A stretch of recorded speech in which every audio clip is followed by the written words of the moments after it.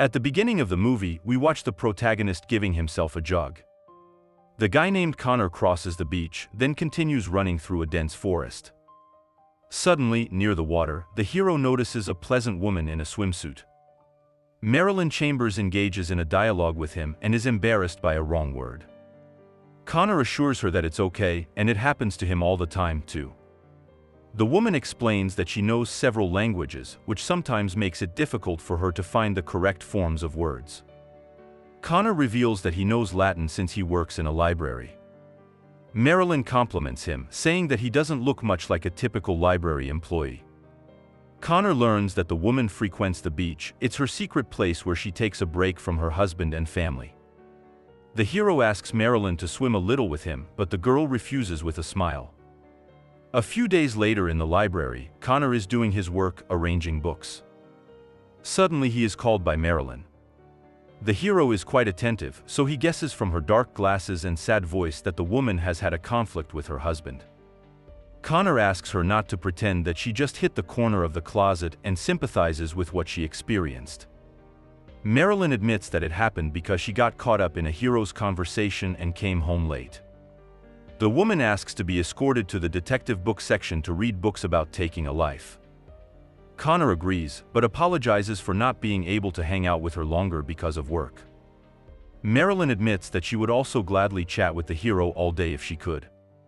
The woman soon chooses books and gives Connor some money as a farewell. The hero informs her that according to the rules they are not allowed to take tips from customers, but still agrees to accept the gift. On the banknote, Connor discovers a phone number. Soon the hero meets with Jock. The man is angry with Connor for being late and also quarrels with the visitors of the cafe because they judge his profanity. Jock says that he is a policeman and the hero is a criminal and it is forbidden to eavesdrop, much less discuss their conversation.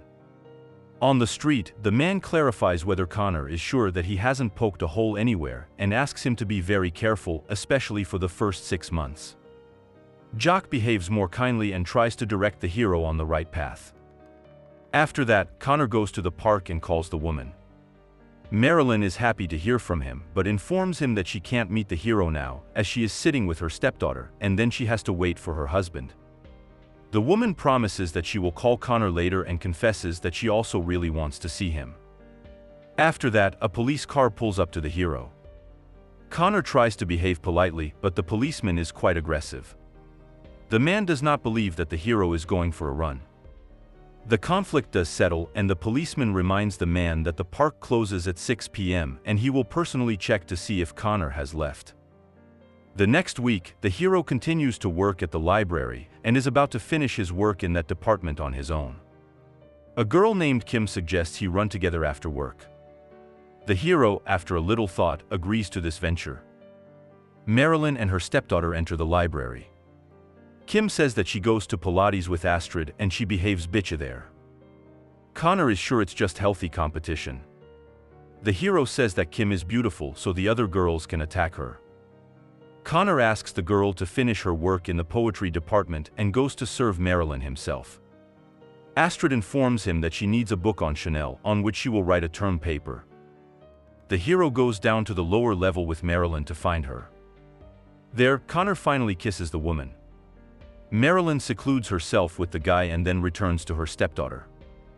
A few days later, the hero takes a walk together with Kim. The girl tells him that Astrid is dating a grown man named Jared and she judges him. Connor says that it is not for him to judge it, but Kim insists that his crime is not so terrible and he is a good man. After some more time, the hero visits Marilyn. The woman admits that she is slightly jealous of Connor to Kim, but the man assures that there is nothing to worry about.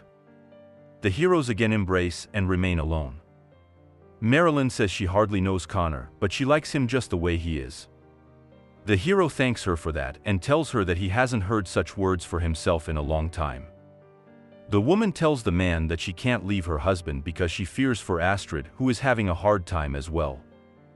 Marilyn says that she tried to protect her stepdaughter and so earned the bruises that the hero saw. Connor advises the lady to go to the police, where such cases are solved quickly, as he knows. Marilyn is surprised by his wording and the hero begins his story. It turns out that 4 years ago he attended college in the north. He was invited to a 4th of July celebration by his great-uncle's family. Someone named Kevin showed up. The guy began to persistently molest one girl, and Connor stood up for her honor. The hero pushed Kevin, and he hit his head hard, after which he never got up again. The guy was seriously injured, and for this Connor was sent to prison for 3 years. Marilyn says that this story did not scare her off at all.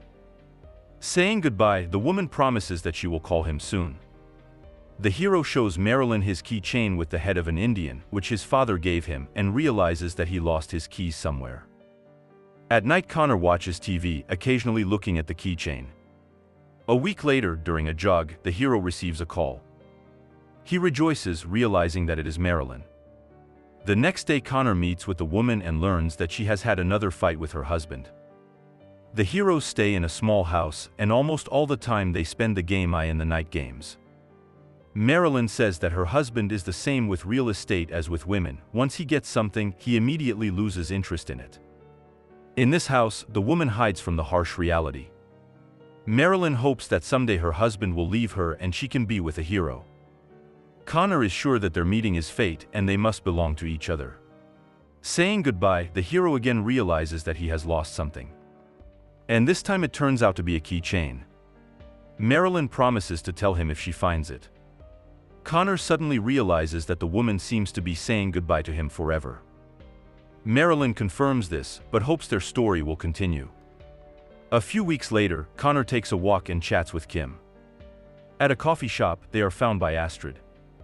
Marilyn chats with the hero about a book about 2 lovers and a husband who has gone to another world. Later, a woman calls Connor.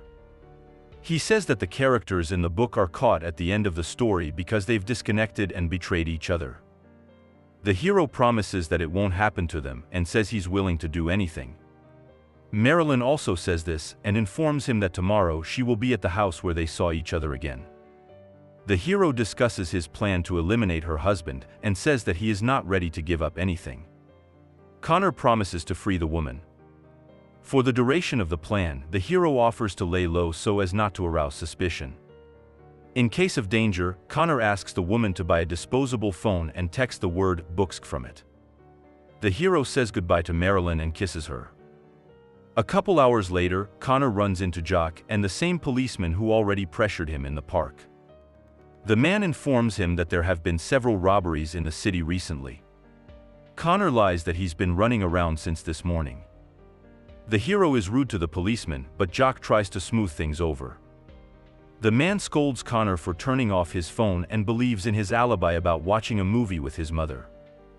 The next day, the hero has dinner together with Kim. The girl notices that Connor is constantly looking around, checking his phone, and as if he is not here and not with her at all. Kim confesses her sympathy, but the hero apologizes and says that they can only be friends. In the end, the girl leaves. A couple of days later, Connor in a mask visits Marilyn's house and explores the rooms. In the bedroom, the hero manages to find a weapon. Connor is about to leave without meeting the husband of his mistress, but suddenly he hears a noise. The man returns to his house and speaks on the phone. Seizing the moment, Connor begins to pursue and attacks the man. The man manages to tear off the mask from the hero's face and take away the weapon. Connor is saved from death by Jared, Astrid's boyfriend, who robs houses. However, the hero points a gun at him and destroys his savior. After that, Connor puts the weapon in the man's hands and begins to look for his mask in order to escape from the scene of the crime as soon as possible. In the mirror, the hero sees a wound on his neck that can give him away, which makes him very angry. Connor smashes everything around, after which he escapes. After a while, the hero receives a call from Marilyn. Connor is angry as he asked not to call this number so as not to arouse the suspicion of the police. The hero tells her that he destroyed Jared and now everything will look much easier in the eyes of the court. Marilyn is shocked by this news but tries to hide everything. Connor suspects that Jared was there for a reason. Marilyn swears that she knew nothing and confesses her love to the hero. The next morning, Connor has breakfast at the cafe. By the appointed time, Jock comes there. The man tells that in those robberies accused Jared, because of which they communicated yesterday. Jock notices the wound on the hero's neck. Connor lies that he scratched himself on a branch while jogging. Jock believes him and says he always wants to be on his side. The next morning, Connor works at the library and is nervous, remembering what he did the day before. Later, the hero is running around as usual, having dinner at a cafe where he sees Kim with another guy. A few days later, Connor sees a text message with the word books and realizes that he needs to save Marilyn. On the street, the hero encounters Jock and the police. A man asks Connor not to resist and informs him that they found his skin under Marilyn's husband's fingernails. The hero punches Jock and tries to escape. Connor breaks away from his pursuers and rushes away. But the police still find him. Jock asks the hero to lie on the ground and offer no resistance. Connor learns that they received an anonymous call from a woman and named this place. The hero realizes that Marilyn betrayed him but does not want to believe it. In addition, it turns out that Connor's keychain was found in the house where the crime took place. The hero realizes that Marilyn set everything up. Connor agrees to surrender, but he receives a phone call. Despite Jock's requests, the hero takes the phone and the police open fire. Meanwhile, on board the yacht, Marilyn kisses Astrid. This is the end of the movie. Thank you all for watching this video to the end. Give this video a like. Write in the comments what you think about this movie and see you in new videos.